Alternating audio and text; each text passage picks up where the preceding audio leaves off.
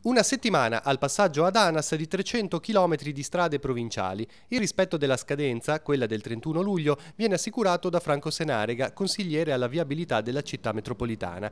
Ancora la scorsa settimana, spiega, sono proseguiti i sopralluoghi sulle strade per la verifica delle diverse situazioni e l'accompagnamento di natura tecnica per aiutare ANAS nella fase di assunzione delle competenze. Nel Tigullio sono coinvolte la 523 dei Centocroci, la 225 della Val Fontana Buona e la 586 della Val d'Aveto. Sul tavolo viabilità, segnaletica, manti stradali e così via, anche se ancora non si conoscono i dettagli degli interventi che ANAS sta predisponendo con la Regione e che dovrebbero partire a fine estate. Di strade si è parlato di recente anche in Consiglio metropolitano, con un'interrogazione di Elio Cuneo sulla provinciale 32 di Levi.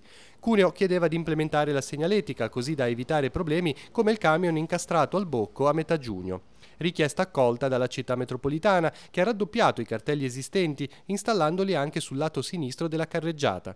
Forse è il rilievo mosso dal sindaco di Levi, Vittorio Centanaro, sarebbe decisivo aumentare la sede stradale, in alcuni punti così stretta da sembrare una via interpoderale. Soluzione, dice Centanaro, che andrebbe trovata al più presto, restando la provinciale 32 di Levi un collegamento diretto a scorrimento veloce verso l'entroterra. La richiesta è stata fatta sua dal consigliere Cuneo. Sto preparando un'ulteriore interrogazione per chiedere se è intenzione della città metropolitana risolvere invece quella criticità che esiste al Bocco di Levi, dove c'è un pezzo di strada veramente tortuoso, veramente stretto, che credo che su un'arteria di questo tipo vada risolto. Quindi spero che riescano a trovare le risorse e il progetto per poter procedere anche in questo. Questo lo farò credo al prossimo Consiglio.